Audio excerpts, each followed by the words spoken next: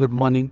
ఈరోజు మనం ఆయిల్ లేకుండా ఎటువంటి ఫ్లోర్స్ లేకుండా ఓట్స్తో సింపుల్గా దోశ ఎలా చేయాలో చూద్దాం. ముందుగా నేను ఒక టీ కప్లో ఓట్స్ తీసుకున్నాను, హాఫ్ టీ కప్లో పెరుగు తీసుకున్నాను అండ్ కొంచెం వాటర్ అండ్ మిక్సింగ్ కోసం. అండ్ అలానే స్పైసీనెస్ కోసం హాఫ్ ఆనియన్, ఒక పచ్చిమిర్చి, కొంచెం అల్లం ముక్క తీసుకున్నాను. చాలా సింపుల్ ప్రాసెస్ అండి.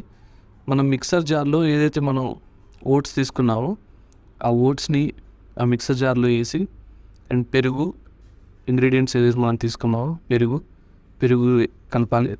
అండ్ ఉల్లిపాయ, పచ్చిమిర్చి, చిన్న అల్లం ముక్క, ఈ మూడు కూడా మిక్సర్ జార్లో వేసేయాలి. సేమ్ చిన్న చిన్న పీసెస్ చేయాల్సిన లేదు, పెద్ద ముక్కలుగానే వేసేయచ్చు. అల్లం ముక్క ఇది వేసిన తర్వాత కొంచెం వాటర్ దాంట్లోనే కొంచెం కలిపేసి దీన్ని మూత పెట్టేసి మంచిగా ఫైన్ పేస్ట్ చేసుకోవాలి.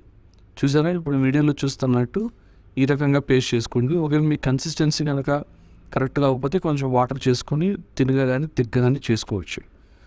సో ఇప్పుడు నెక్స్ట్ మనం తవా పెట్టుకొని నాన్ స్టిక్ తవాని యూజ్ చేయండి. ఎందుకంటే ఆయిల్ ఏం యూజ్ చేయట్లేదు కాబట్టి మనకి దోశ నీట్గా రావాలంటే నాన్ స్టిక్ యూజ్ చేయాలి. ఇప్పుడు నేను ఉల్లిపాయ పెట్టి దాన్ని మొత్తం ఒకసారి బ్రష్ టైప్ చేస్తున్నానండి, ఎందుకంటే దోశ కింద అంటుకోకుండా ఉంటుంది.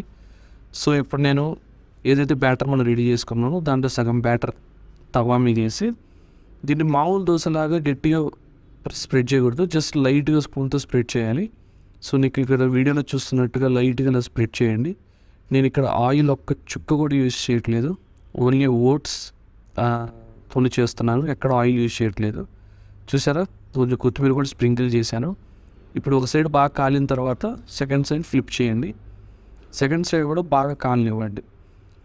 దోశ బ్యాటర్ వేసిన తర్వాత మీడియంలో వేసిన తర్వాత హైలో కొంచెంసేపు కాలనివ్వండి. 2 sides హైలో కాల్చండి. అండ్ వన్స్ 2 sides కాలింది అన్న తర్వాత మీరు దాన్ని వేడిగా ప్లేట్లో తీసుకొని సర్వ్ చేయొచ్చు. నేనైతే డైలీ బ్రేక్ఫాస్ట్లో ఈ ఆయిల్లెస్ ఓట్స్ దోశ మాత్రమే తింటాను. దీంతోపాటు కొన్ని డ్రై ఫ్రూట్స్ నేను తీసుకుంటాను. చూసారు కదా, చాలా టేస్టీగా స్పైసీగా ఉంటుంది. మీకు కావాలంటే కొబ్బరి పచ్చడి కూడా దీంట్లో రెడీ చేసుకొని తినొచ్చు. మీరు కూడా వెయిట్ లాస్ కోసం బ్రేక్ఫాస్ట్ చూస్తుంటే ఓట్స్ తినలేకపోతే ఈ రకంగా టేస్టీగా 5 minutesలో దోశ రెడీ చేసుకొని తినొచ్చు. Take care. జై హింద్.